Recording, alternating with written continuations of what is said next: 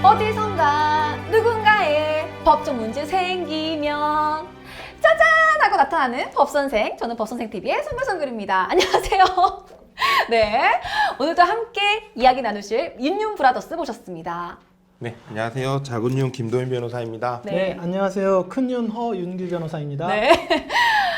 변호사님, 네, 제가 법선생TV를 진행하면서 정말 많은 공부를 하고 있는데 궁금한 게 생겼습니다. 이전에 유류분과 관련돼서 말씀하셨을 때 제3자에 대한 증여는 돌아가시기 1년 전에 한 것만 유류분에 포함되지만 공동상속인은 그 제한이 없다라고 하셨잖아요. 네, 그렇죠. 공동상속인은 몇 년 전에 했던 그게 10년 전이 됐든 20년 전이 됐든 아무런 상관이 없죠. 그러면은 며느리나 사위한테 증여를 하면은 이건 어떻게 되는 건가요? 뭐 며느리나 사위도 솔직히 한 가족이니까는 공동상속인으로 볼 수 있는 거죠. 우리 송골님께서 공부를 참 많이 하신 것 같네요. 네, 저도 누군가의 며느리가 될 수도 있으니까.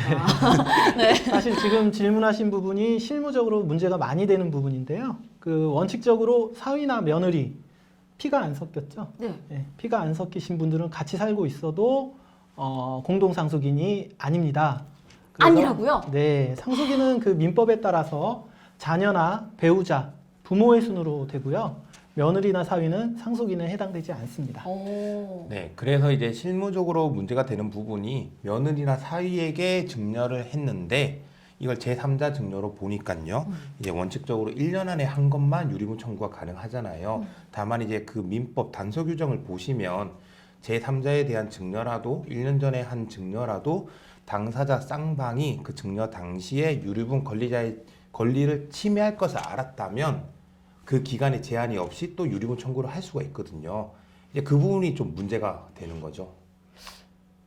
손해를 가할 걸 알고 있다는 게 무슨 말이죠?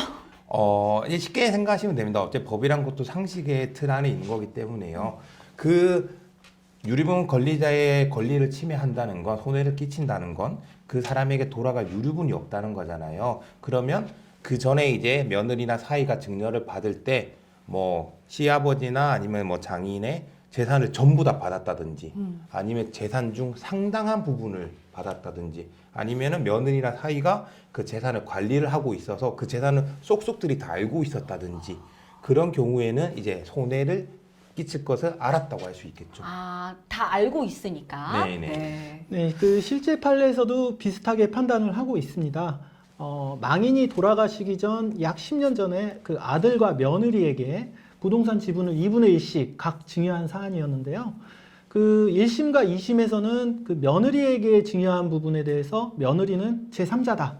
그래서 유류분 청구를 할 수 없다라고 판단을 했지만 대법원에서는 그 피상속인과 며느리가 증여 당시 증여 재산의 가액이 증여하고 남은 재산의 가액을 초과한다는 점을 알았던 사정과 함께 장래 상속 개시일까지 피상속인의 재산이 증가하지 않으리라는 점까지 예견하고 증여를 행한 사정이 있는지 등을 면밀히 판단하여야 한다고 하면서 원심 판결을 파기환송하였습니다.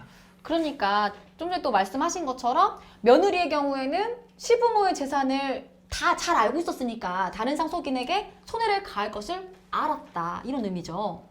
네, 그렇다고 볼 수 있습니다. 워낙 소송마다 구체적인 사실관계가 다르지만 그 며느리 같은 경우에는 특히 그 며느리가 아들과 함께 증여를 받고 이번 사안처럼 그 외에 시부모님께 다른 재산이 없다면 사실 다른 상속인에게 손해를 가할 것을 알았다고 할 수 있겠죠.